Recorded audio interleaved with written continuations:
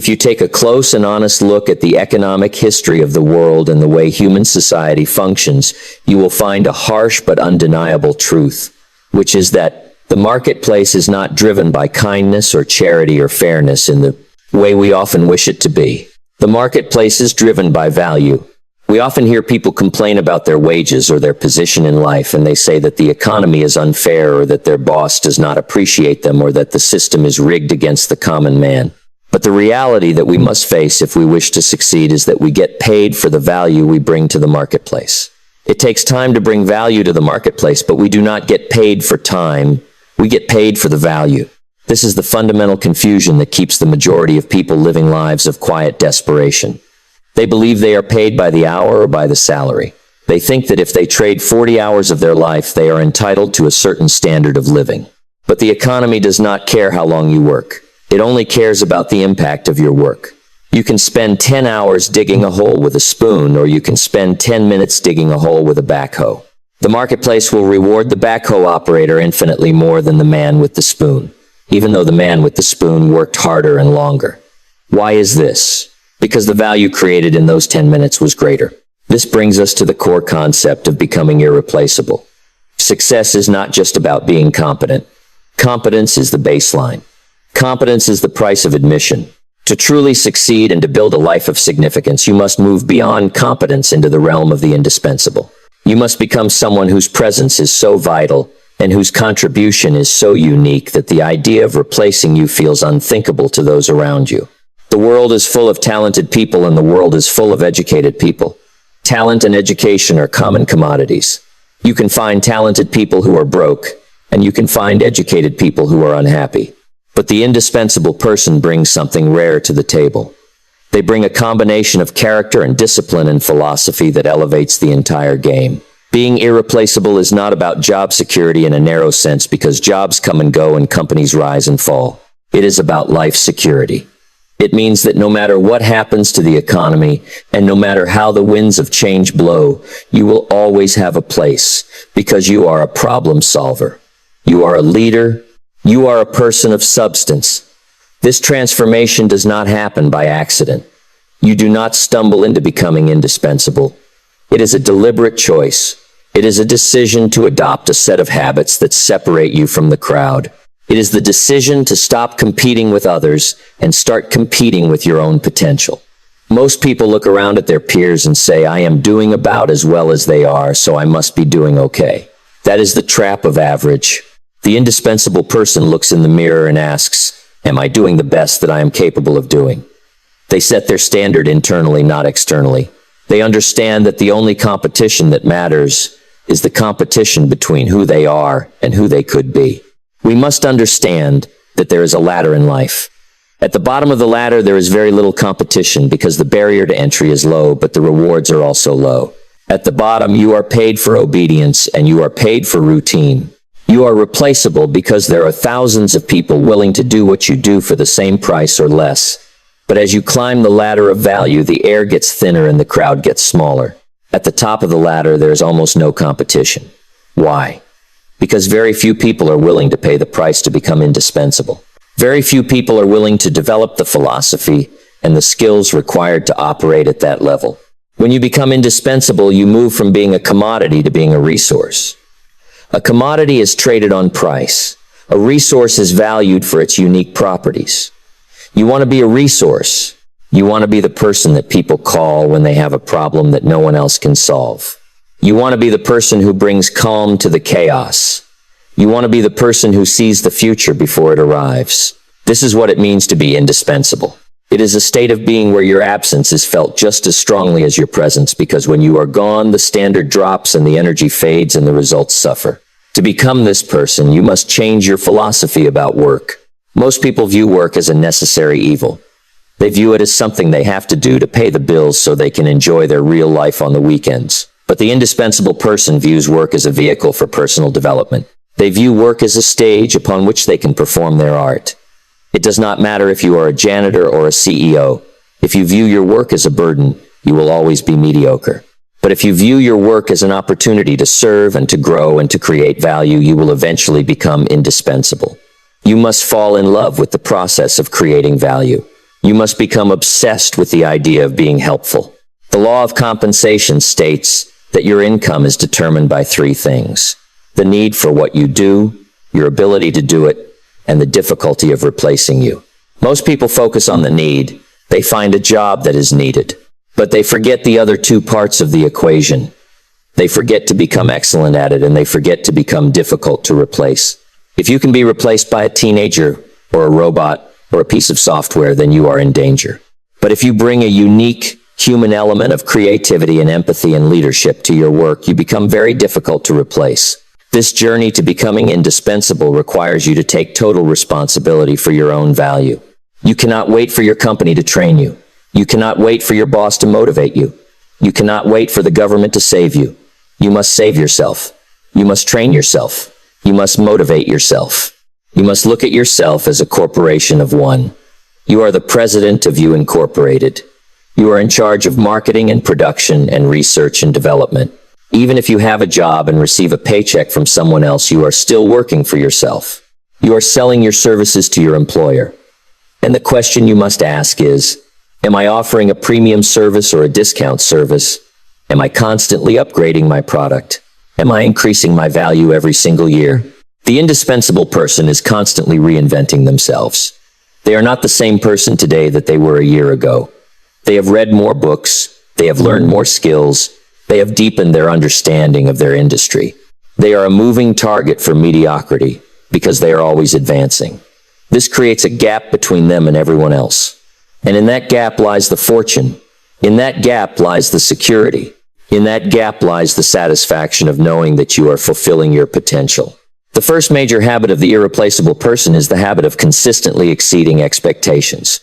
There is an ancient principle that says, if you are compelled to walk 1 mile, go with him 2. This is the philosophy of the extra mile. It is a philosophy that has been taught for thousands of years, yet it is practiced by very few. Most people do exactly what is asked of them and no more. They meet the standard. They punch the clock. They do enough to keep their job and not a stroke more. They live by the motto of doing the minimum.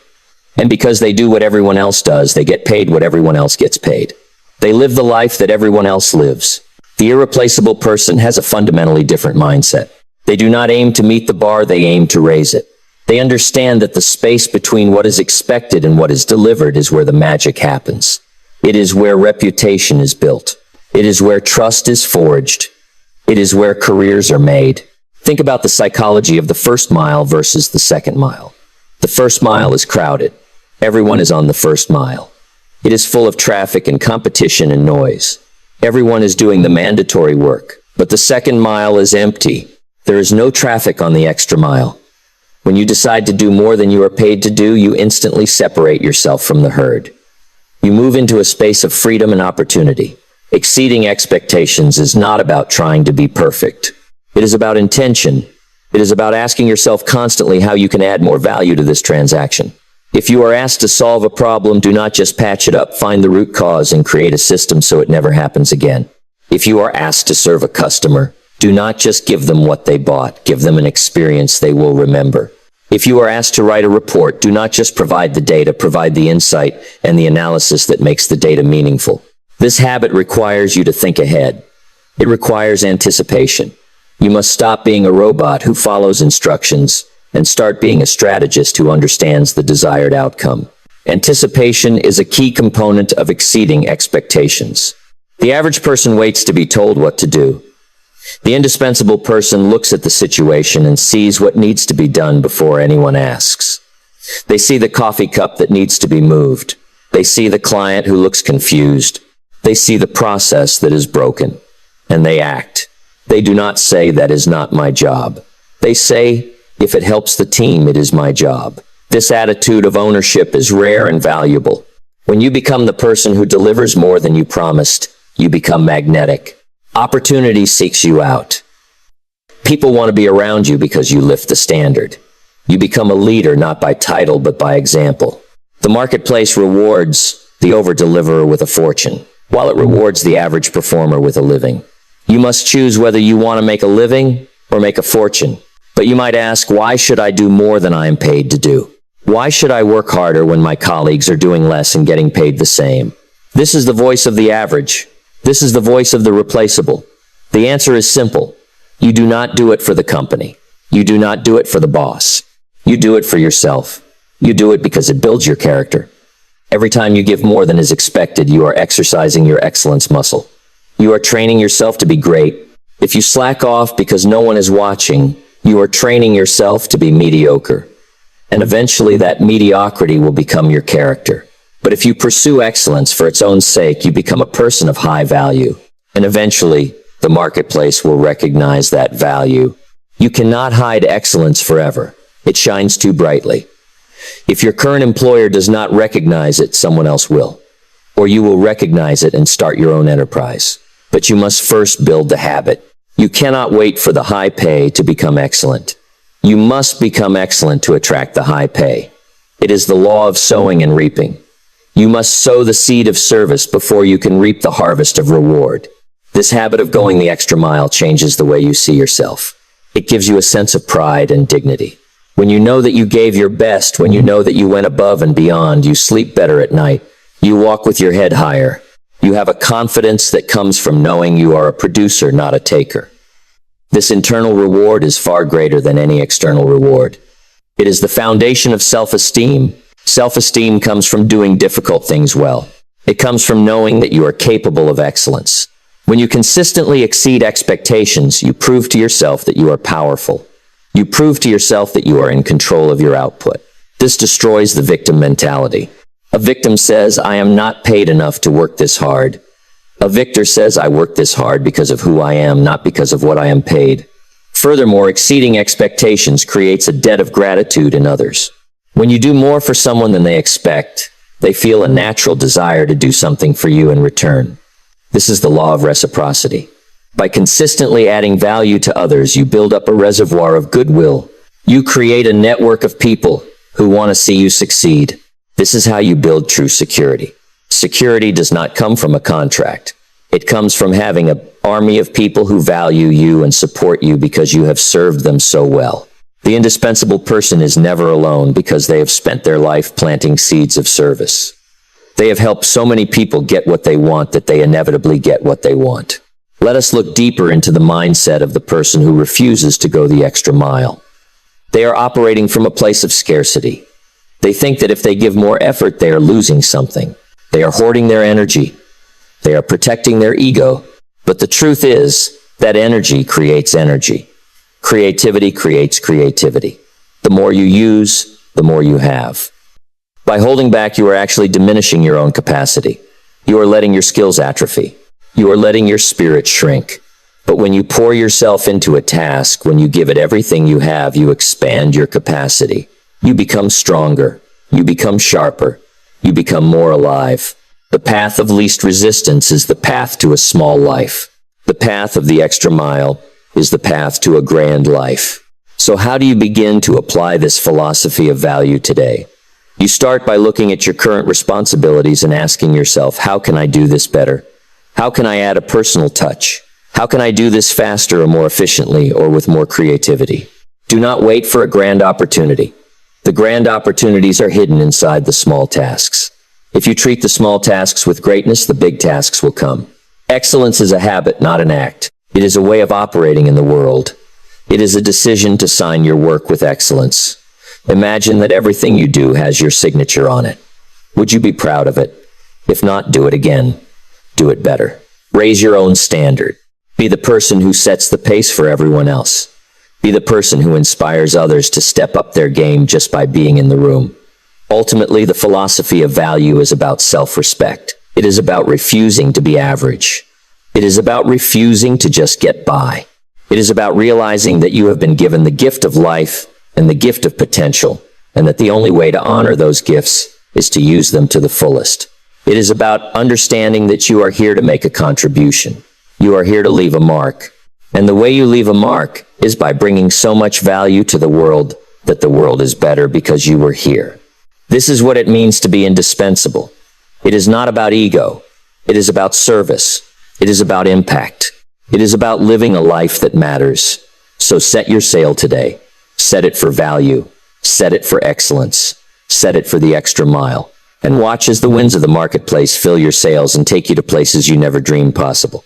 This is the philosophy of the sale and the philosophy of the harvest combined. You reap what you sow. Sow value and you will reap success. Sow mediocrity and you will reap struggle. The choice is yours, and it is a choice you make every single day in every single interaction. Choose wisely. Choose value. Choose to be indispensable. We have established that value is what the marketplace pays for, but now we must discuss the vehicle that delivers that value. That vehicle is trust. You can have the most valuable cargo in the world, but if the truck breaks down every 5 miles, no one will hire you to transport their goods. This brings us to the unglamorous but absolutely essential virtue of reliability. In a culture that celebrates the flashy, the new, and the exciting, reliability has been pushed to the background. It is seen as boring. It is seen as old-fashioned. But I am here to tell you that reliability is the most scarce and therefore the most valuable commodity in the modern world. We live in an era of flakiness. We live in an era where people break appointments via text message 5 minutes before they are supposed to meet. We live in an era where promises are treated like suggestions rather than contracts. In such an environment, the person who simply does what they say they are going to do stands out like a lighthouse in a fog. Reliability is not just a habit. It is a reputation. And a reputation is something you build brick by brick over a lifetime. It takes 20 years to build a reputation for reliability and 5 minutes to ruin it. The indispensable person understands that their word is their bond. They treat their commitments as sacred vows. Let us dig deeper into the psychology of reliability. Why are so many people unreliable? It is usually not because they are malicious. It is because they are disorganized and they lack the discipline to manage their own lives. They overpromise because they want to please people in the moment. They say yes to everything because they crave approval. But a yes without the capacity to deliver is a lie. The indispensable person has the courage to say no. They understand that it is better to say no and disappoint someone instantly than to say yes and disappoint them ultimately. When you say, you will be there at 9 o'clock and you show up at 9:15, you have just told that person that your time is more important than their time. You have introduced a crack in the foundation of trust. You might think it is just 15 minutes, but it is not about the minutes. It is about the integrity. If you cannot be trusted with the clock, you cannot be trusted with the cash. If you cannot be trusted with the small agreements, you cannot be trusted with the big contracts. The indispensable person is obsessed with the details of their commitments. They manage their calendar with precision. They anticipate traffic. They anticipate delays. They respect the time of others as much as they respect their own. This creates a psychological effect in the minds of those around them. When people know that you are rock solid, they relax. They stop micromanaging you. They stop worrying. And when people stop worrying about you, they start promoting you. Reliability is the boring work that leads to the exciting life. It is the willingness to do the mundane tasks with excellence day in and day out. It is the consistency of the sunrise. The sun does not ask for applause for rising every morning. It just rises. It provides the light and the warmth necessary for life, and it does so without fail. You must become like the sun in your organization and in your family. You must be the constant variable in a world of variables. Think about the brands you trust. You trust them because they deliver the same experience every single time. If you go to a luxury hotel, you expect a certain standard. If the sheets are dirty one time, the trust is broken. You are a brand. You are walking around with a label on your forehead that either says dependable or unpredictable. The marketplace pays a premium for dependable, and it discounts unpredictable. If you are unpredictable, you are a risk. And in business, risk is a cost. If an employer has to check your work 3 times, that is a cost. If they have to wonder if you will show up, that is a cost. To become irreplaceable, you must eliminate the cost of supervision. You must become so reliable that your boss sleeps better at night just knowing you are on the team. This art of reliability extends to how you handle your mistakes. No one is perfect. Even the indispensable person will stumble. But the difference lies in the recovery. The unreliable person hides their mistakes.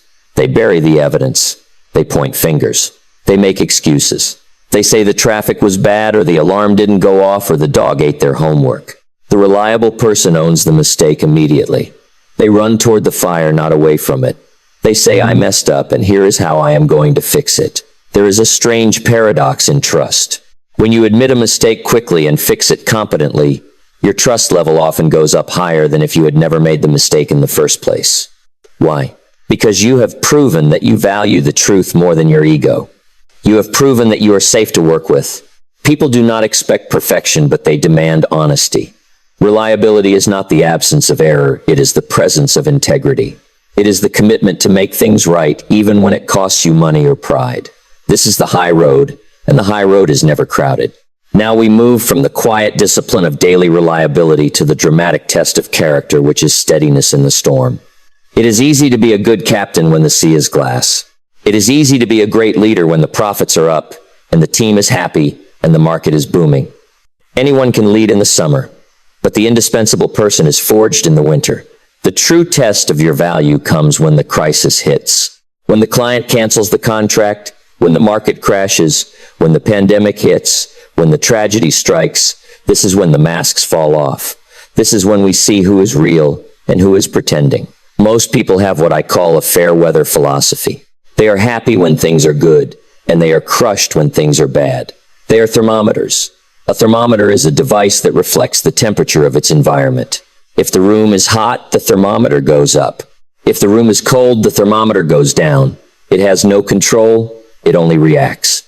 You must stop being a thermometer and start being a thermostat. A thermostat does not reflect the temperature, it regulates the temperature. If the room is cold, the thermostat turns on the heat. If the room is hot, the thermostat cools it down. The indispensable person is a thermostat. They set the tone. They do not let the chaos of the world dictate their internal state. Steadiness in the storm is a mental discipline. It is the refusal to panic. Panic is contagious, but so is calm. When the alarm bells are ringing, the average person's mind shuts down. They go into fight or flight mode. They make rash decisions based on fear. The indispensable person takes a breath. They step back. They detach. They ask the critical question, what is the problem and what is the solution? They do not waste energy on hysteria. They channel all their energy into resolution. Imagine you are on an airplane and it hits severe turbulence. The plane is shaking and the lights are flickering. Who do you look at? You look at the flight attendants. If they are smiling and serving coffee, you relax. If they are strapped in and looking terrified, you panic. In your life and in your career, you are the flight attendant. People are looking at you to see how they should feel. If you are steady, they will be steady. If you crumble, they will crumble. To be irreplaceable, you must become the emotional anchor for those around you. You must be the rock that the waves crash against but do not move. This does not mean you are emotionless. It does not mean you do not feel fear. Courage is not the absence of fear. It is the mastery of fear. The steady person feels the knot in their stomach, but they do not let it drive their actions. They understand that feelings are not facts. Just because you feel like the world is ending does not mean it is. They rely on their philosophy. This is why you need a strong philosophy before the storm comes. You cannot build a house in a hurricane. You must build the house when the sun is shining so that it stands when the hurricane comes.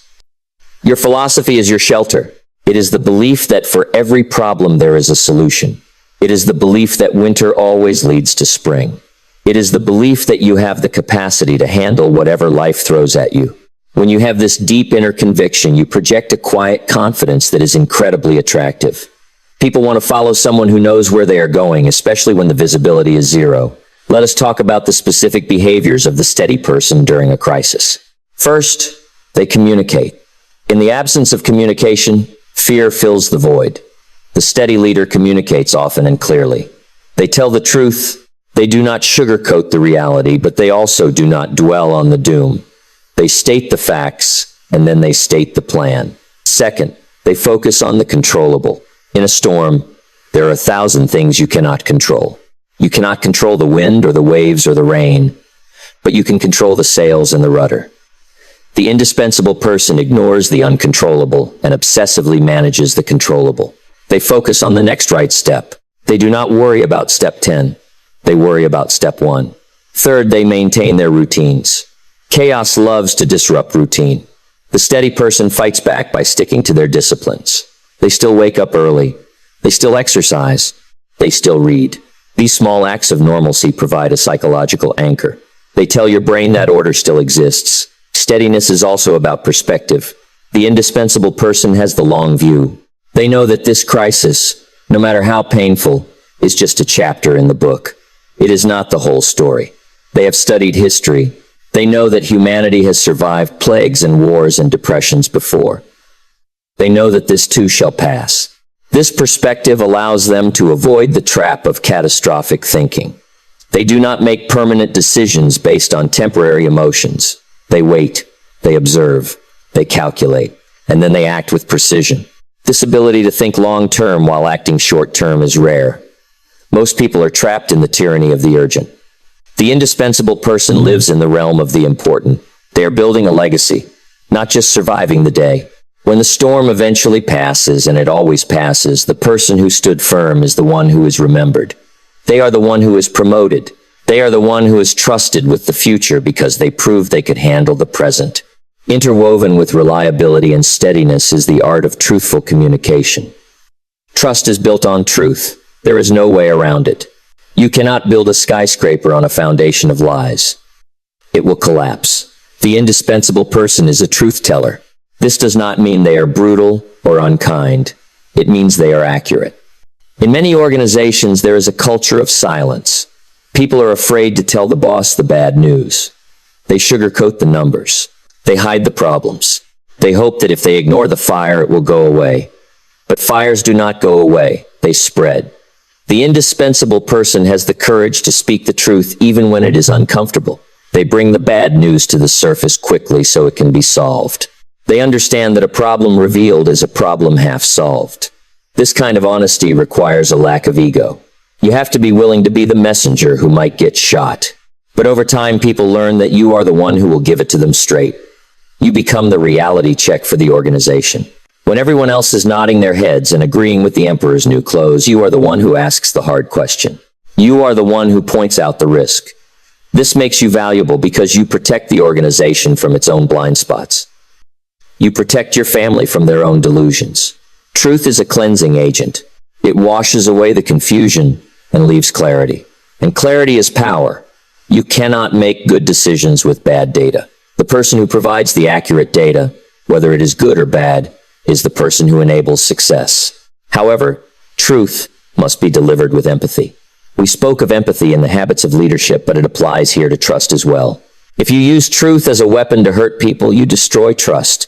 If you use truth as a tool to help people, you build trust. The indispensable person speaks the truth in love. They challenge directly, but they care personally. They say, "This is not good enough because I know you are capable of better." They do not attack the person. They attack the problem. This distinction is critical. When people know that you are on their side, they will accept your hard truths. They will see your feedback as a gift, not an insult. This creates a culture of high performance where people are not afraid to be honest. And a culture of honesty is a culture of speed. You do not have to waste time decoding what people really mean. You can take their words at face value.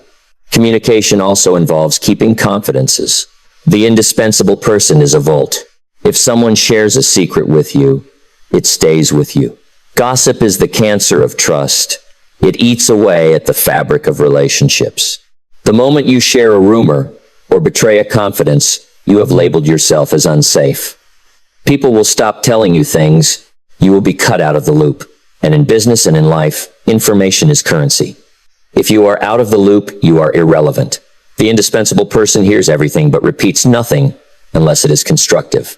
They are the person that others come to for counsel because they know their secrets are safe. This discretion gives you power. It gives you access to the inner circle.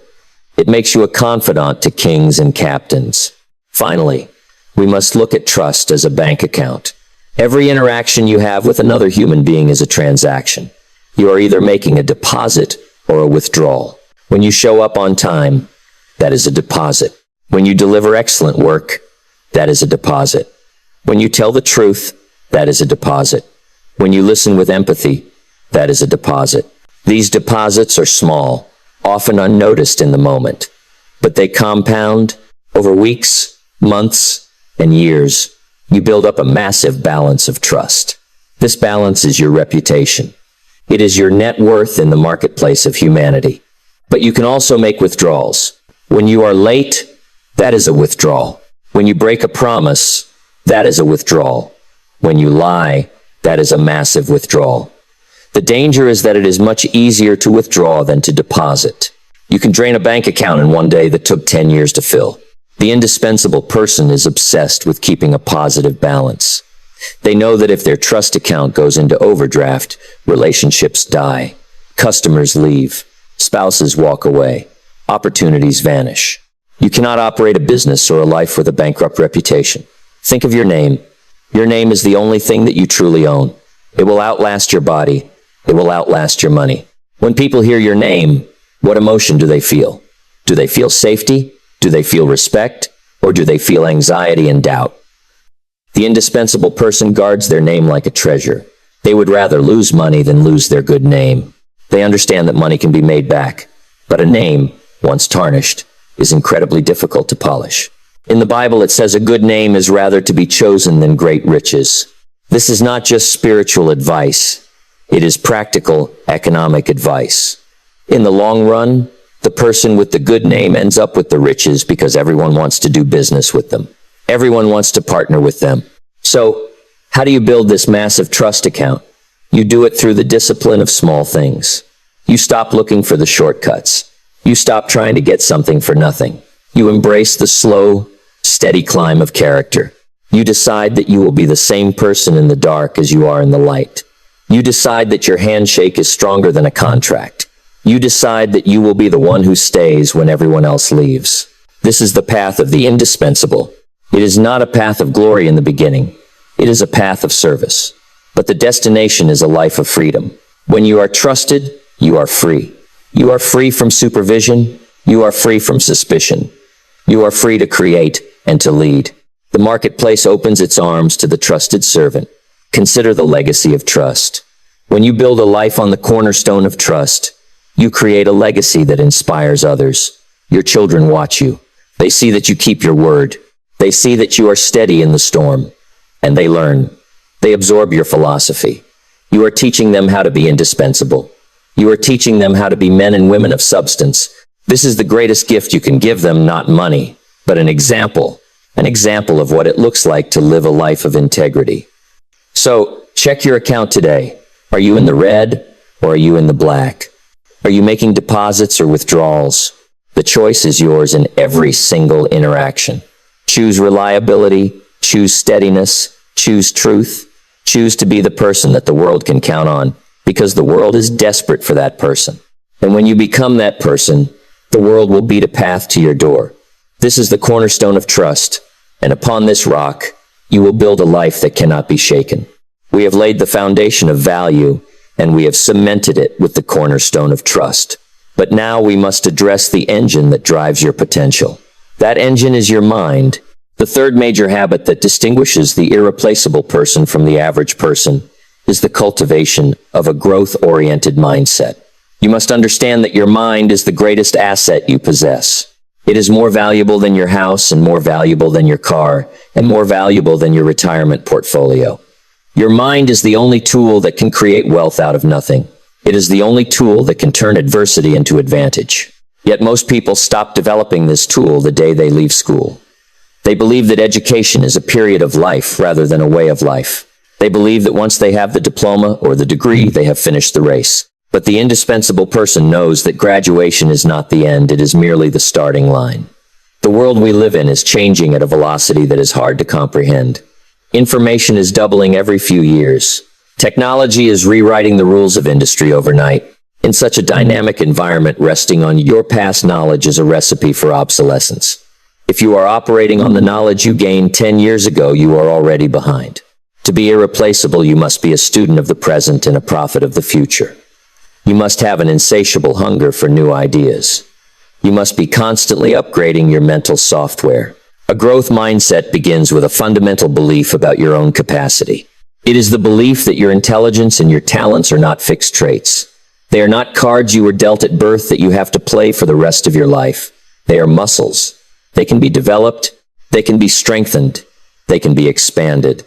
The average person says, I am just not good at math, or I am just not a natural leader, or I am just not creative. These are the lies of a fixed mindset. These are the chains of self-limitation. The irreplaceable person says, I may not be good at that yet, but I can learn. They view every deficit as a curriculum. If they lack a skill, they do not see it as a character flaw, they see it as a project. They go to the library. They find a mentor. They take a course. They attack their ignorance with the ferocity of a warrior. They understand that the only thing standing between them and what they want is a piece of knowledge they do not yet possess. This shift in perspective changes everything. It turns life from a test of your worth into a journey of discovery. It removes the fear of looking stupid and replaces it with the joy of getting smarter. This mindset also dictates your relationship with failure.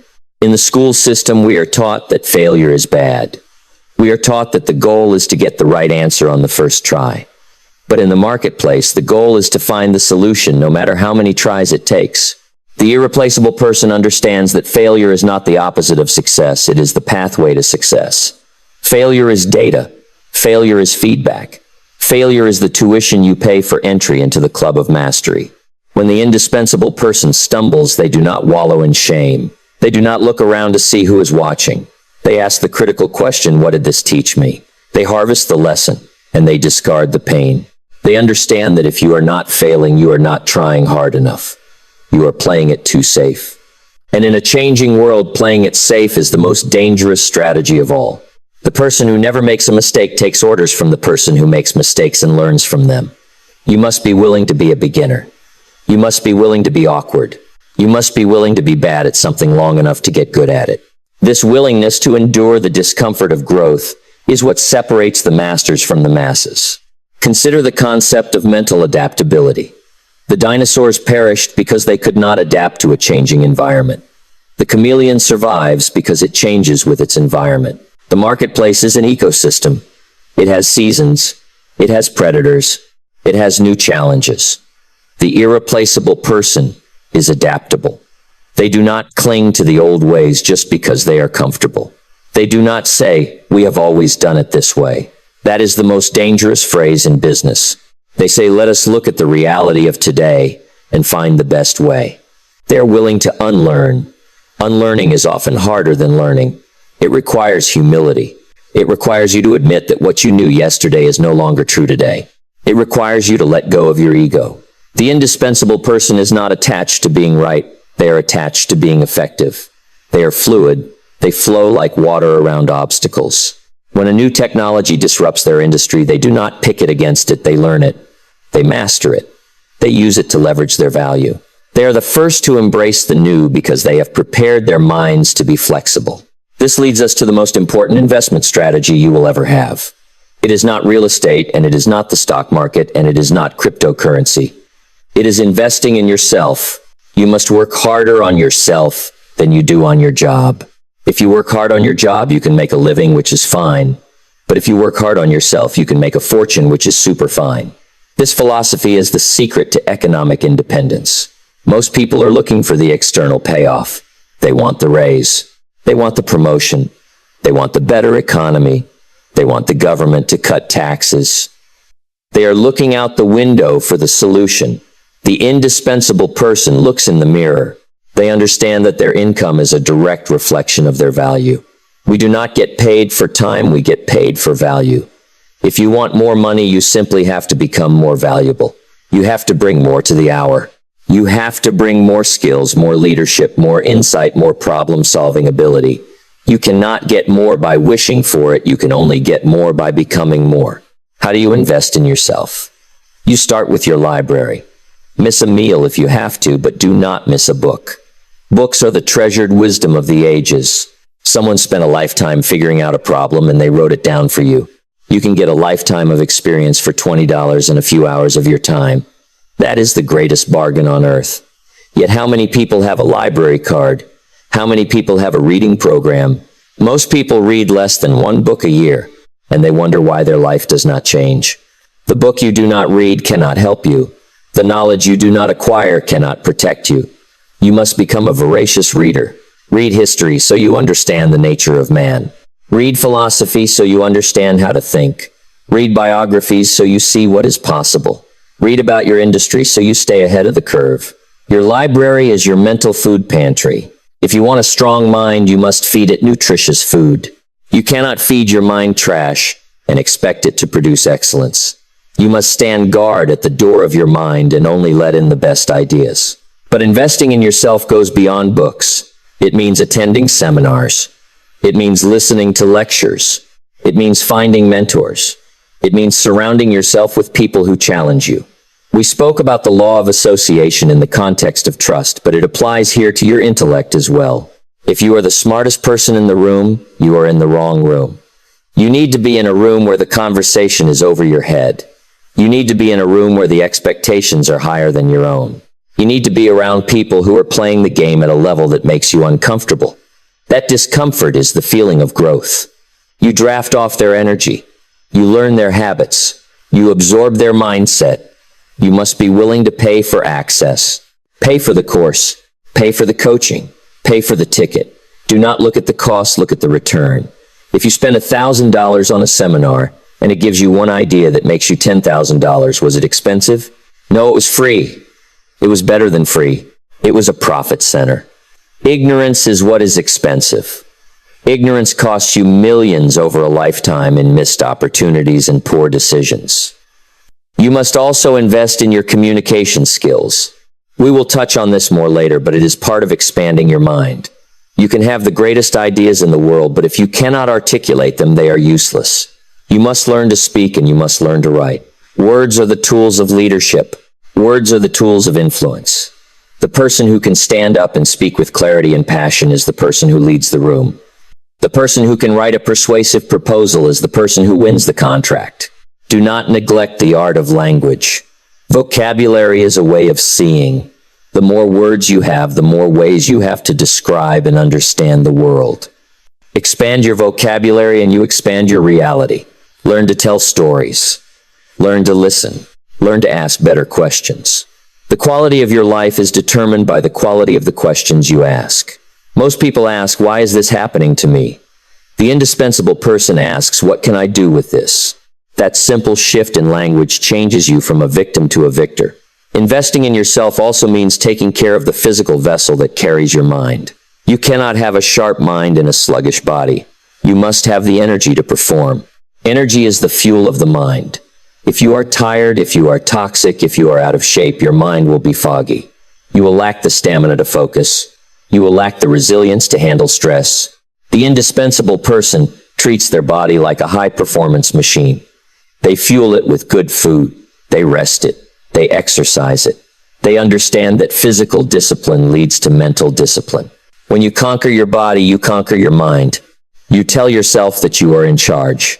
This gives you a confidence that radiates. When you walk into a room with high energy, people notice. Vitality is attractive. Vitality is persuasive. You must have the vitality to carry the heavy weight of responsibility that comes with being indispensable. Let us look at the concept of the reservoir. You cannot give what you do not have. If your cup is empty, you have nothing to offer the world. Most people are trying to give from an empty cup. They are burned out. They are depleted. They are running on fumes. Investing in yourself is the act of filling the cup. You fill it with knowledge. You fill it with energy. You fill it with inspiration. You fill it with skills. And when the cup is full, it overflows. That overflow is your contribution to the world. That overflow is your value. You serve others from your saucer, not from your cup. You keep the cup full for yourself and you give the overflow to your employer, to your family, to your community. This is sustainable success. This is how you become a fountain of value rather than a drain on resources. The indispensable person is a source. They are a generator. They bring energy into the room, they do not suck it out. And they can only do that because they have taken the time to generate that energy within themselves first. There is a timeline to this investment. You cannot cram for success like you crammed for a history test. You cannot go to the gym for 12 hours one day and expect to be in shape. It is a daily discipline. It is 20 minutes of reading every day. It is 30 minutes of exercise every day. It is listening to an educational audio on your commute every day. It is the accumulation of small disciplines over time. Success is not a giant leap, it is a million small steps. If you improve yourself, just 1% every day, you will be 37 times better by the end of the year. That is the power of compounding. Most people overestimate what they can do in a day and underestimate what they can do in a decade. If you commit to a decade of self-improvement, you will be unrecognizable. You will be a giant among men. You will have a depth of character and a breadth of knowledge that commands respect. You will have the answers when others have only questions. You will have the vision when others have only blindness. Finally, let us address the ultimate purpose of this mental expansion. It is not just to make money, although you will make plenty of it. It is not just to get promoted, although you will rise to the top. The purpose is to become a person of substance. The purpose is to actualize your potential. There is no greater tragedy than a human being who lives and dies without ever knowing what they were capable of. There is no greater sadness than the song that was never sung. By expanding your mind, you are honoring the gift of life. You are saying thank you to the Creator by using the talents you were given. You are becoming who you were meant to be. This brings a deep sense of fulfillment that money cannot buy. It brings a peace of mind that comes from knowing you left nothing on the table. You played full out. You squeezed every drop of juice out of the orange of life. This is the goal. To look back and say, I used my mind to its fullest capacity. I learned. I grew. I contributed. I became indispensable not just to my job, but to the human race. This is the expansion of the mind, and it is the open door to a life of extraordinary consequence. Before we move on to the art of connection and the mastery of change, I want to pause here for just a moment. We have covered the philosophy of value, the cornerstone of trust, and the engine of the growth mindset. These are not just concepts, they are the keys to the kingdom of a successful life. If you are listening to this right now, and you feel a fire lighting up inside you, if you realize that you have been playing small, and it is time to step up, then you belong here. This channel is dedicated to the serious students of life who are ready to move from average to exceptional. If you want to continue this journey of transformation and ensure you never miss a lesson on building a life of substance, I invite you to subscribe to the channel right now. By subscribing, you are signaling to yourself that you are committed to your own growth. You are joining a community of people who are striving for excellence. Click that subscribe button, turn on the notifications, and make this channel your daily source of wisdom. Do not let this moment pass. Make the commitment. Now, let us turn our attention outward and discover the profound art of connecting with others. We have spent a great deal of time constructing the internal machinery of the indispensable person. We have built the philosophy of value and laid the foundation of trust and ignited the engine of the mind. But now we face a critical reality, which is that no matter how valuable you are on the inside, it remains potential energy until it is transmitted to the outside world. You can be the smartest person in the room. You can have the cure for a disease or the blueprint for $1 billion company or the solution to a family crisis stored in your mind. But if you cannot articulate that value to another human being, it dies with you. It is of no use to the marketplace. This brings us to the fourth major habit of the irreplaceable person, which is the mastery of communication. Communication is the bridge. It is the vehicle that transports your value from your head to the world. It is the tool of influence.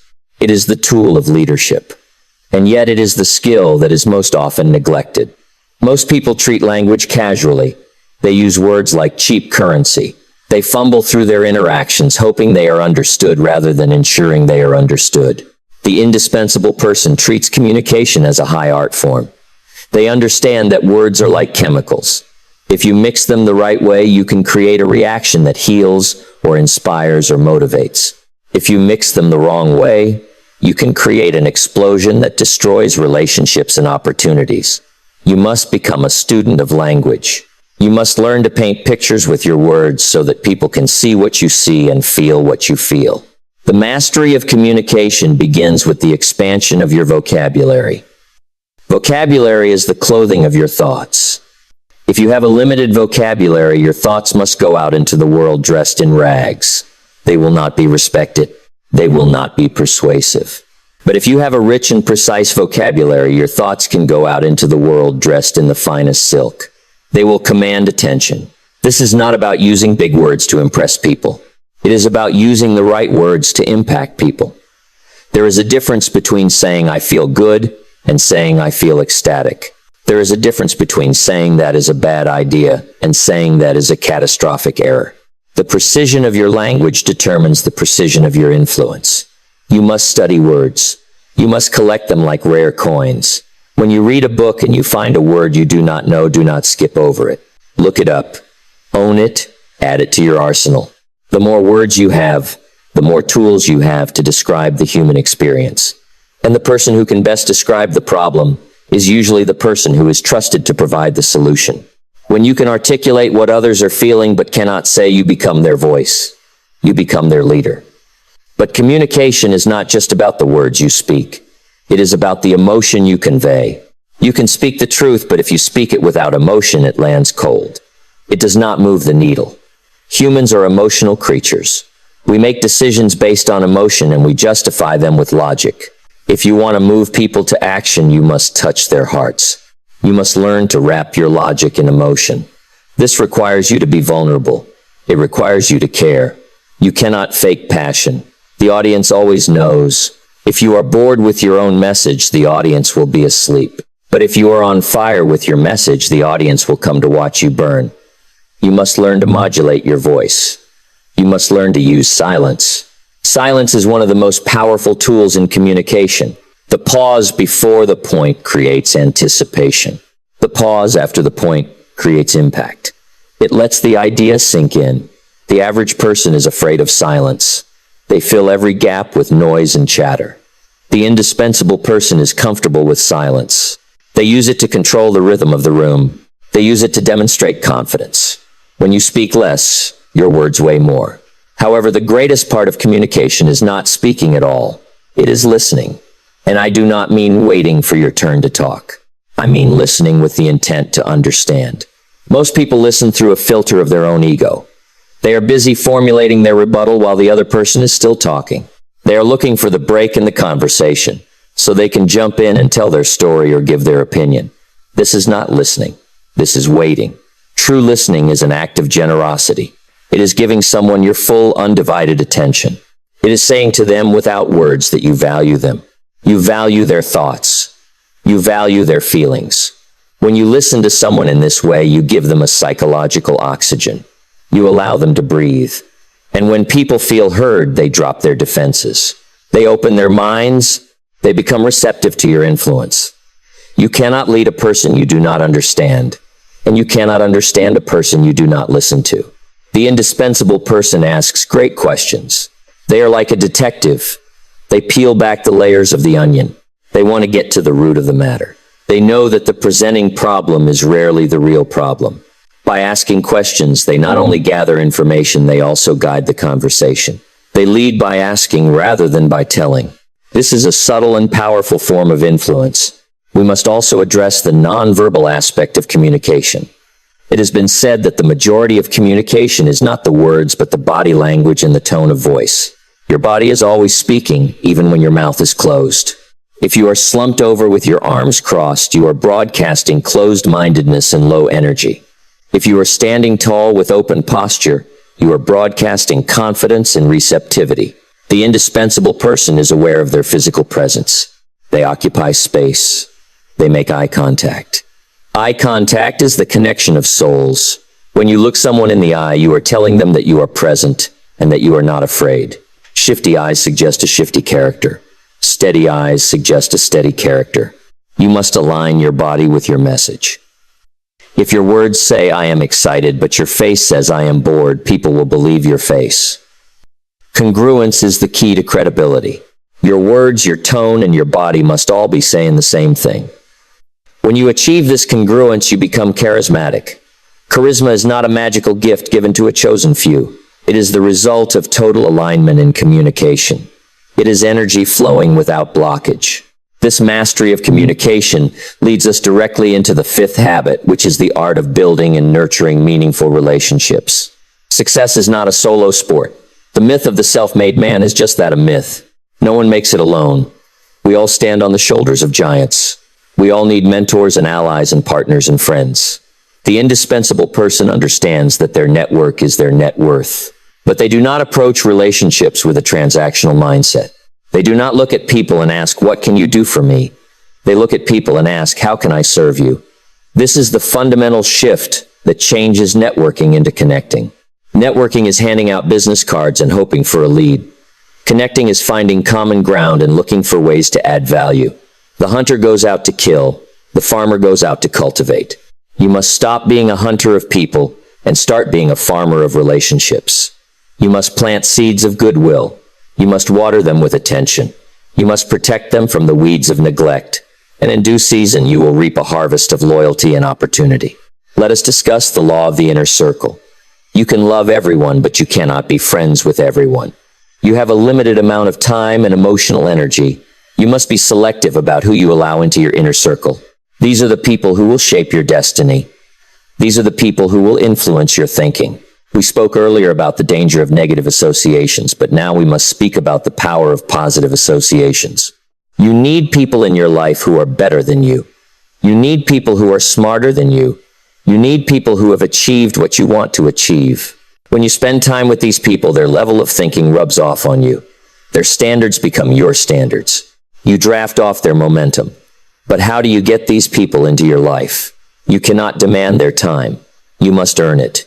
You earn it by becoming valuable yourself. You earn it by being a person of substance. You earn it by serving them. If you want a mentor, do not ask them to mentor you. Ask them how you can help them with their project. Make yourself useful. The best way to get the attention of a master is to be a servant. There is also the concept of the emotional bank account. Every relationship is like a bank account. Every interaction is either a deposit or a withdrawal. When you keep a promise, you make a deposit. When you listen with empathy, you make a deposit.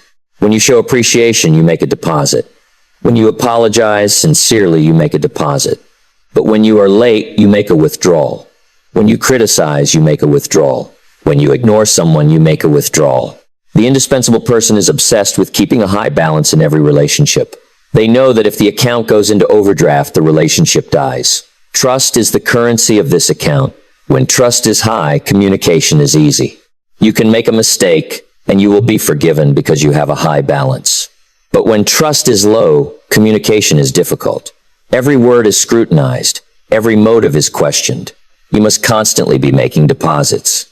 You must be generous with your praise. Most people are starving for appreciation. They are working hard and no one notices. Be the person who notices. Be the person who writes the thank you note. Be the person who remembers the birthday. These small gestures are huge deposits. They build a reservoir of goodwill that will sustain the relationship through hard times. The indispensable person also understands the power of diversity in relationships. If everyone in your circle looks like you, and thinks like you, and votes like you, then you are living in an echo chamber. You are not growing.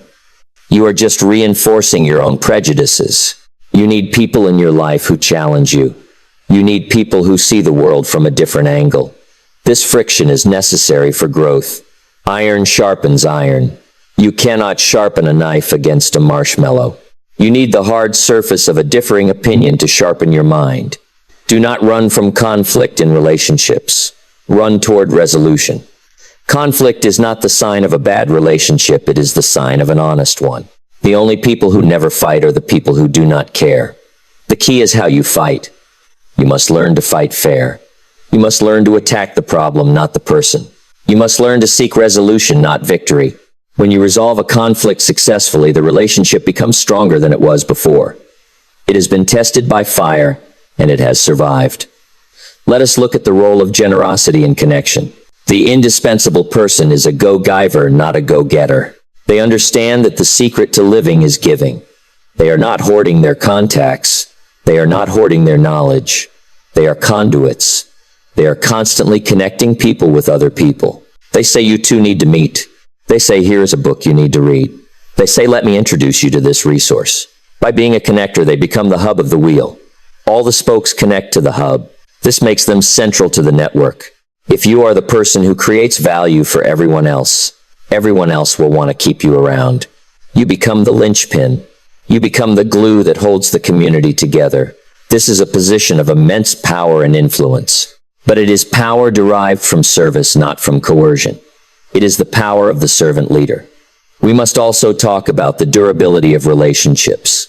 We live in a throwaway culture. We throw away products and we throw away relationships. When things get hard, people leave. The indispensable person stays. They are loyal.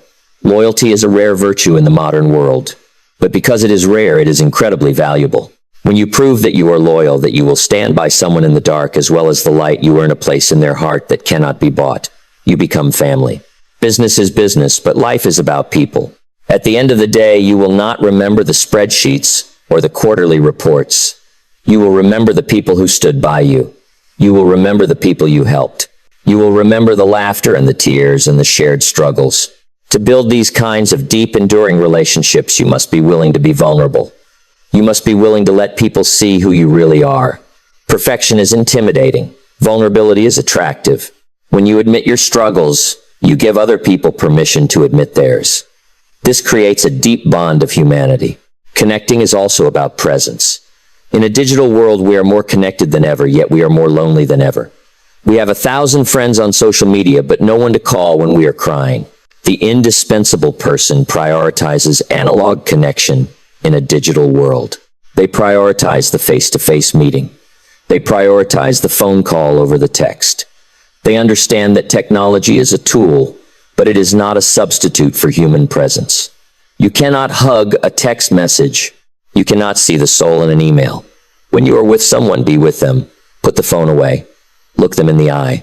Give them the gift of your presence. In a distracted world, undivided attention is a revolutionary act. It says to the other person, you are the most important thing in my world right now. This makes people feel special. And when you make people feel special, they will never forget you. They will become your evangelists. They will tell the world about you. Finally, let us address the strategic side of connection. While you should serve everyone, you must build alliances with the strong. You cannot carry everyone on your back. You need running mates. You need people who are moving at your speed. You need people who have the same ambition and the same values.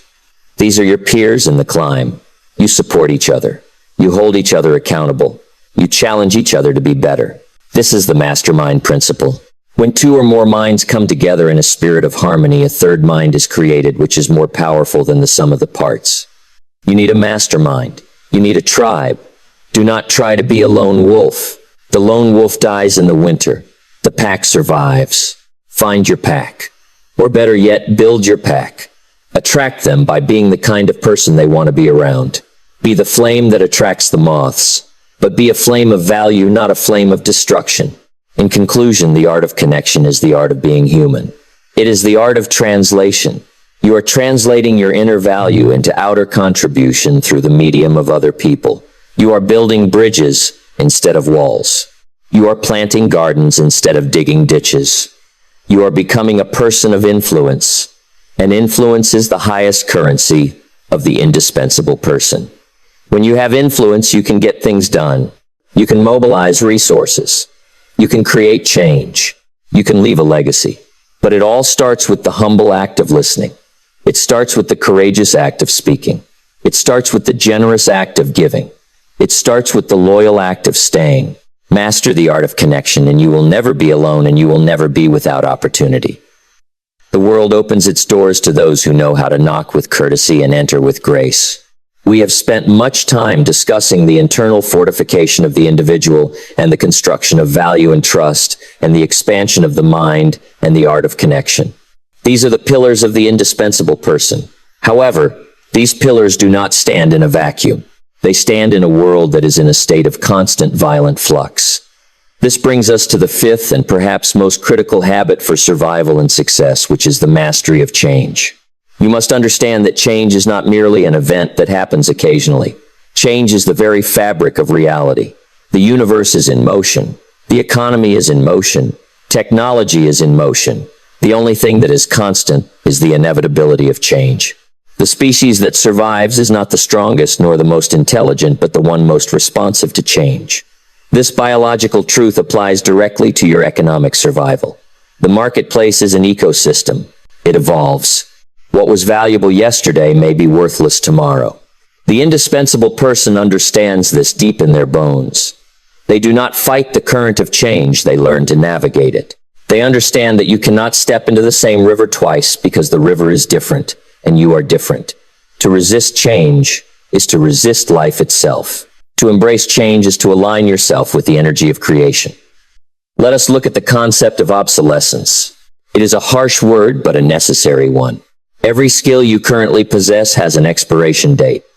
Every business model has an expiration date.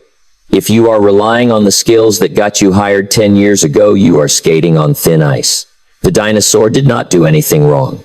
It just failed to adapt to a new climate. The tragedy of the modern worker is that they often become a dinosaur at the age of 40 because they stopped evolving at the age of 25. The irreplaceable person has a terrifying honesty with themselves. They look at their skills and they ask if this will still be relevant in 5 years. If the answer is no, they immediately begin the process of reinvention. They do not wait for the pink slip. They do not wait for the industry to collapse. They preemptively adapt. They are the chameleon. When the environment turns green, they turn green. When the environment turns brown, they turn brown. They fit the need of the moment. This is not about being fake, it is about being relevant. Relevance is the key to security. If you are relevant, you will always be employed. If you are relevant, you will always be needed. Adaptability requires a profound humility. It requires you to admit that what you know might no longer be true. It requires you to let go of the ego that says, I am an expert in this way of doing things. The expert in the old way is the novice in the new way. You must be willing to be a beginner again. You must be willing to look foolish while you learn the new tools. Most people would rather look smart and become obsolete than look foolish and become relevant. The indispensable person has no such vanity. They care about effectiveness. They care about results. If the tool changes, they drop the old hammer and pick up the new laser. They do not mourn the hammer. They do not hold a funeral for the old procedures. They move on. They travel light. They understand that baggage slows you down, and in a fast-moving world, speed is a weapon. You must be agile. You must be able to pivot. The pivot is the ability to keep one foot grounded in your values while moving the other foot to a new direction in your strategy. Your principles remain the same, but your methods must constantly change. We must also discuss the danger of nostalgia. Nostalgia is a seductive trap. It paints the past in gold and the future in gray. We love to talk about the good old days. We love to talk about how things used to be better, but you cannot cash a check from the past. You cannot live in a house built of memories. The marketplace pays you for the value you create today, not the value you created in 1990. The irreplaceable person honors the past, but they live in the future. They are forward-leaning. They are students of trends. They watch the horizon. They see the storm clouds gathering before it rains. They see the sunrise before the dawn. Because they are paying attention to the future, they are never surprised by the present. While everyone else is reacting to the disruption, the indispensable person has already positioned themselves to profit from it. They have built the ark before the flood. This foresight is not magic. It is the result of paying attention. It is the result of lifting your head up from the daily grind and looking at the bigger picture. Adaptability is the strategy, but emotional resilience is the fuel. Change is stressful. Even positive change is stressful. It disrupts our patterns. It threatens our sense of security. The brain craves certainty, and change is the definition of uncertainty. Therefore, to master change, you must master your emotions. You must develop an emotional immune system that can withstand the shock of the new. The fragile person cracks under the pressure of change. They become anxious. They become paralyzed. They become angry. They waste all their energy resisting the inevitable. The indispensable person feels the same fear, but they process it differently. They view fear as a signal, not a stop sign. Fear tells them that they are moving into growth territory. Fear tells them that they are alive. They do not let fear drive the bus. They put fear in the back seat and they keep driving. This emotional stability makes them a rock for everyone else. When the company is going through a restructuring, when the family is moving, when the world is in crisis, people look for the calmest person in the room. They flock to the person who is not freaking out. If you can keep your head when all about you are losing theirs, you will be the leader. You will be the indispensable one. Resilience is not about being unfeeling. It is about bounce-back ability. It is about how quickly you can recover from a blow. Life will hit you. The market will hit you. You will lose money. You will lose clients. You will lose status. The question is, how long do you stay down? The average person stays down for a month mourning their loss. The indispensable person stays down for a minute learning their lesson. They have a philosophy that says this too shall pass. They have a philosophy that says every adversity carries with it the seed of an equivalent or greater benefit. They are like a cork in water. You can push them down, but you cannot keep them down. They always rise to the surface. This buoyancy comes from a deep inner confidence. It comes from knowing that your security is not in your job title or your bank account, but in your ability to create value.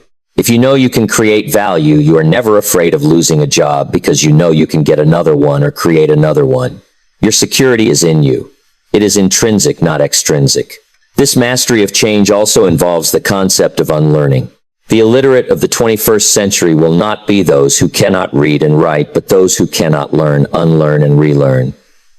Unlearning is painful because it means discarding hard-won knowledge. It feels like a loss, but you must empty your cup if you want to fill it with new tea. If your cup is full of old ideas, there is no room for the new reality. The indispensable person constantly purges their mind of outdated beliefs. They challenge their own assumptions. They ask themselves, is this still true? They are their own harshest critic. They debug their own mental software. This keeps them fresh. This keeps them young. Age is not a number. Age is a measure of flexibility. There are old people at 20 who are rigid and stuck. There are young people at 80 who are fluid and curious. To be indispensable, you must remain eternally young in your mind. You must keep the wonder of a child and the wisdom of a sage. Let us look at the opportunity within the crisis. The Chinese word for crisis is composed of two characters. One represents danger and the other represents opportunity. The indispensable person focuses on the opportunity. When the wind blows down your house, you have two choices. You can cry over the rubble or you can build a windmill. The wind that destroys can also generate power. Every disruption in the marketplace creates a new set of winners and losers. The winners are those who see the gap created by the disruption. When the economy shifts, money does not disappear, it just moves. It moves from the old to the new. It moves from the slow to the fast. It moves from the timid to the bold. You must follow the value. You must be where the value is going, not where it has been. This requires courage. It requires you to step into the void. It requires you to take calculated risks. But the greatest risk of all is standing still. Standing still is the only guaranteed way to get run over. We must also discuss the role of identity in change. Many people cannot change because their identity is wrapped up in what they do rather than who they are. They say, I am a coal miner, or I am a banker, or I am a typist. When the market no longer needs coal miners or bankers or typists, they are destroyed because they have lost their identity. The indispensable person has a fluid identity. They say, I am a value creator. I am a problem solver. I am a learner. This identity can be applied to any industry in any role. If the market needs coal, I will mine coal. If the market needs code, I will write code. If the market needs leadership, I will lead. I am not defined by the task, I am defined by the contribution. This liberation from a fixed identity gives you the freedom to reinvent yourself a dozen times in a single lifetime. You can live many lives. You can explore many paths. You are not a noun, you are a verb.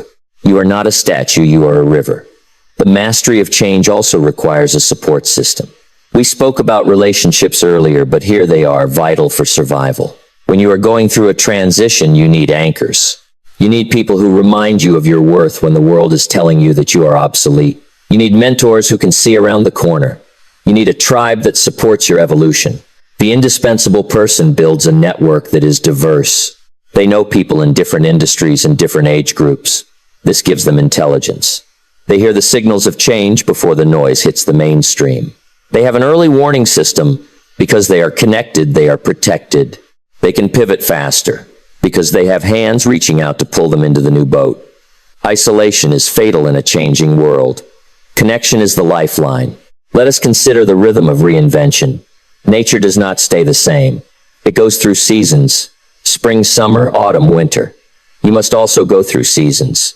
There is a season to plant and a season to harvest, but there is also a season to let the field lie fallow. There is a season to rest and rethink. Do not be afraid of the pause. Sometimes you need to stop to recalibrate. The indispensable person knows when to push and when to pivot. They listen to the rhythm of their own life. They do not force a square peg into a round hole. If a door closes, they do not stand there banging on it. They turn around and look for the window that just opened. They trust the process of life. They believe that they are being guided toward their highest good, even if the path looks rocky. This faith allows them to walk through the valley of the shadow of change and fear no evil. Finally, let us address the ultimate goal of mastering change. It is not just to survive. Survival is a low ambition. The goal is to thrive. The goal is to use change as a lever to lift you higher. Every time you adapt, you add a new skill to your stack. Every time you overcome a crisis, you add a new layer of resilience to your character. You become more complex, more nuanced, more capable.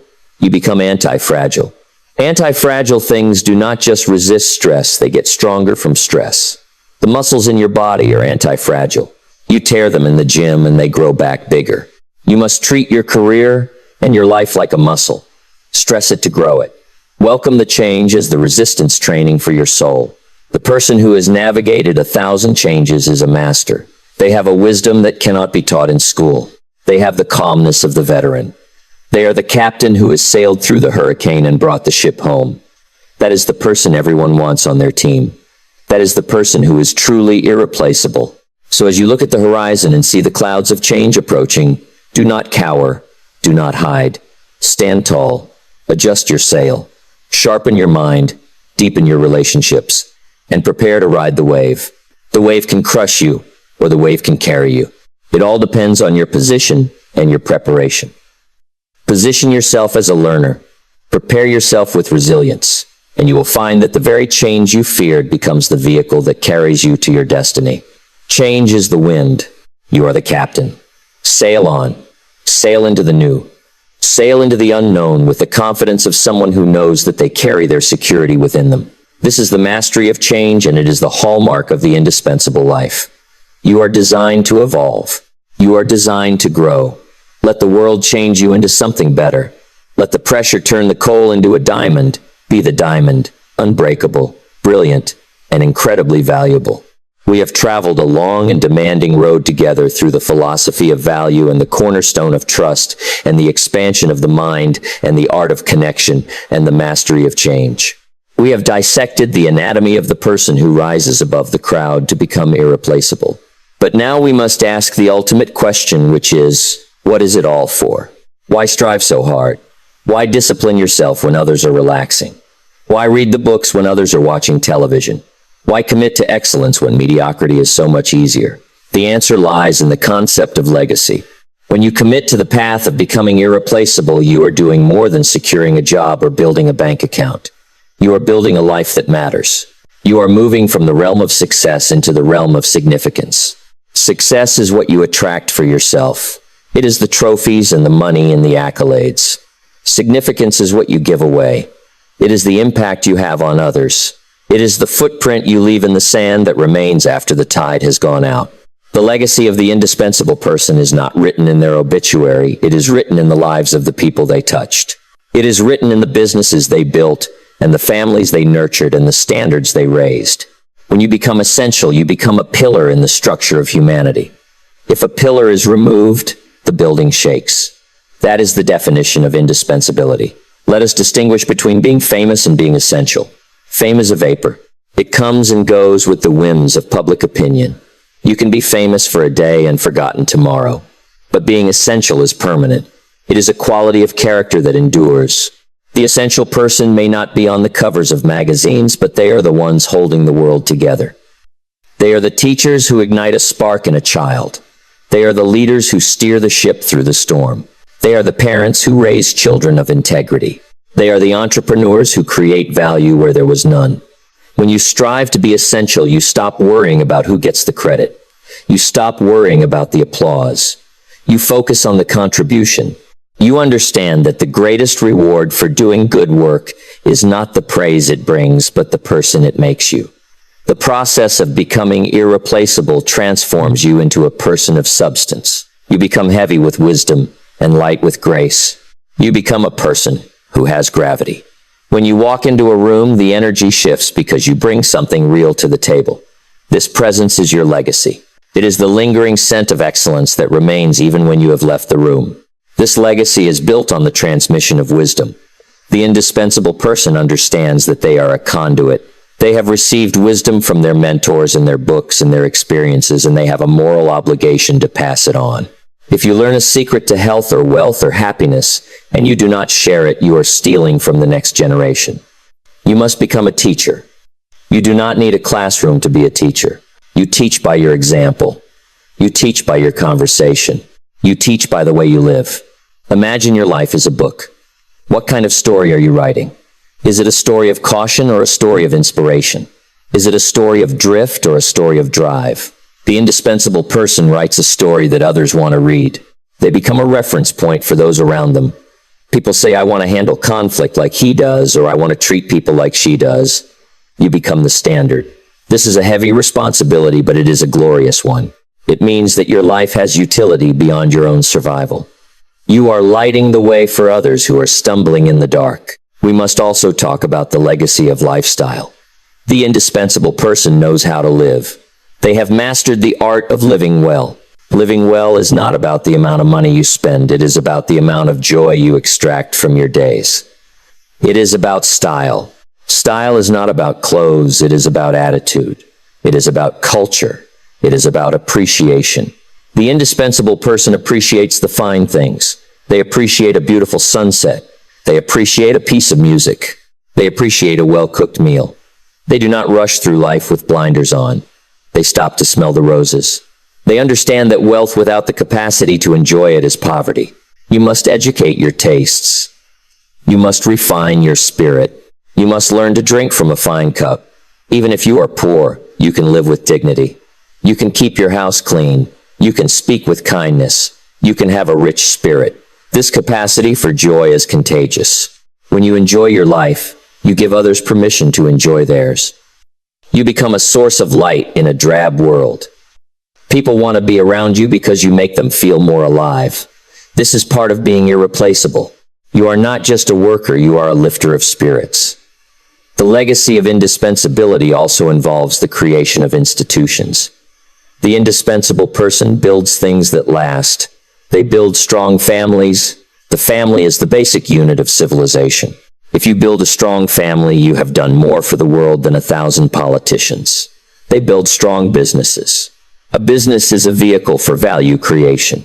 It provides jobs and products and services. It solves problems. If you build a business that operates on principles of integrity and excellence, you have built a monument. They build strong communities. They volunteer. They serve. They are the glue that holds society together. These institutions are the shadows of the indispensable people who built them. They are the external manifestation of internal character. When you look at a thriving organization, you are looking at the lengthened shadow of a leader who decided to be indispensable. You must ask yourself, what am I building? Am I building on sand or am I building on rock? Am I building for today or am I building for tomorrow? The indispensable person builds for the next generation. They plant trees under whose shade they do not expect to sit. And now we come to the final challenge. We have laid out the map. We have identified the habits. We have explored the philosophy. But knowledge alone is not power. Knowledge is potential power. It only becomes power when it is organized into a definite plan of action and directed to a definite end. You can listen to this information and nod your head and agree that it is true, and then go back to your life and do exactly what you have always done. If you do that, nothing will change. The seasons will pass. The years will roll by, and you will arrive at the end of your life with the bitter taste of regret. The pain of discipline weighs ounces, but the pain of regret weighs tons. I challenge you today to choose the discipline. Choose the path of the indispensable. It is the harder path in the beginning. It is the path of early mornings and late nights. It is the path of reading when you want to sleep and working when you want to play. It is the path of facing your fears and swallowing your ego. But it is the only path that leads to a life of freedom and fulfillment. I challenge you to walk away from the 97%. The 97% of people are drifting. They are waiting for something to happen. They are hoping for a break. They are blaming the economy. They are distracted by the noise. Do not go where the crowd is going. The crowd is headed for mediocrity. Walk away. Join the 3%. Join the few who have decided to take command of their destiny. Join the few who have decided to be the captains of their souls. This requires courage. It requires you to be misunderstood. People will ask why you are working so hard. They will ask why you are reading so much. They will ask why you are so serious about your goals. Do not let their skepticism deter you. They do not see what you see. They are looking at the seed, and you are looking at the harvest. Keep going. The day will come when they will ask you for a job. The day will come when they will ask you for advice. The day will come when they will ask you for a loan. And because you paid the price, you will be able to help them. I challenge you to raise your standards. Look at every area of your life and ask, is this the best I can do? Look at your work. Is it excellent, or is it just adequate? Look at your health. Is it vibrant, or is it sluggish? Look at your relationships. Are they deep, or are they shallow? Look at your mind. Is it expanding, or is it shrinking?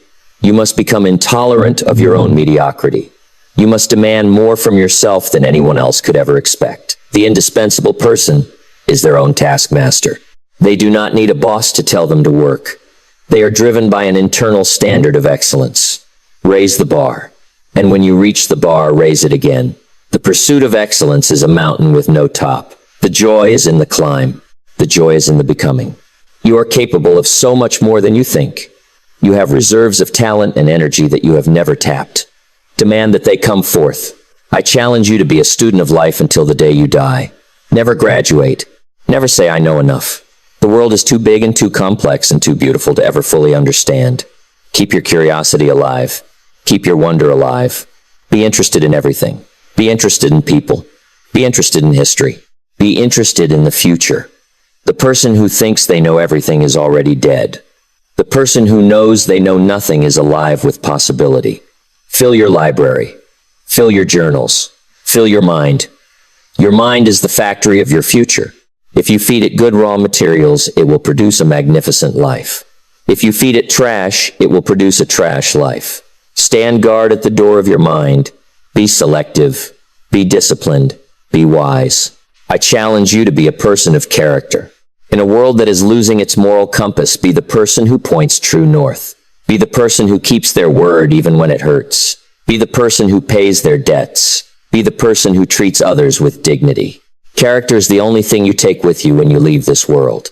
It is the only thing that matters in the final accounting. You can be rich and famous and powerful, but if you lack character, you are a failure. But if you have character, you can lose everything else and still be a success. You can rebuild your fortune. You can rebuild your career. But you cannot rebuild a life without a foundation. Build your life on the bedrock of integrity. It will weather any storm. It will stand the test of time. I challenge you to see your life as a work of art. You are the sculptor. Your days are the clay. Every decision is a chisel stroke. You are chipping away everything that is not the masterpiece. It takes time. It takes patience. It takes vision. But you are creating something unique. There has never been another you, and there never will be. You have a contribution to make that no one else can make. If you do not make it, it will be lost forever. Do not deprive the world of your contribution. Do not deprive the world of your voice. Sing your song. Paint your picture. Build your bridge. Solve your problem. Do it with all your heart. Do it with all your might. Do it as if the whole world depended on it, because in a very real way it does. The world depends on people who come alive. The world depends on people who care. I challenge you to start today, not tomorrow, not next week, not when the kids are grown, not when the economy improves. Today, start where you are. Use what you have. Do what you can. You do not need to be great to start, but you need to start to be great. Take one small step. Read one page. Make one call. Save $1. Forgive one person. The journey of 1,000 miles begins with a single step. Take it, and then take another, and another. Momentum will build. Confidence will grow. Before you know it, you will look back and be amazed at how far you have come. You will look in the mirror and you will see a stranger. A strong, capable, indispensable stranger. And you will realize that the person you were waiting for was you all along. A legacy of love and the ultimate blueprint for action. Finally, I challenge you to leave a legacy of love. In the end, only love remains. Love for your work, love for your family, love for your fellow man, love for life itself. The indispensable person is a lover of life. They embrace it with open arms. They forgive quickly. They laugh easily. They give generously. They understand that life is a gift, and the only way to honor the gift is to give it away. Be a river, not a reservoir. Let the blessings flow through you. When you die, make sure you have given everything. Make sure you are empty. Do not take your best work to the grave. Leave it here. Leave it for us. We need it. We need you. So go out there. The world is waiting. The marketplace is waiting. Your family is waiting. Your destiny is waiting. Set your sail, catch the wind, navigate the storms, and arrive at the harbor of your dreams. You have everything you need. You are designed for success. You are engineered for greatness. You are endowed with the seeds of indispensability. Now go and bloom. Go and be the person you were meant to be.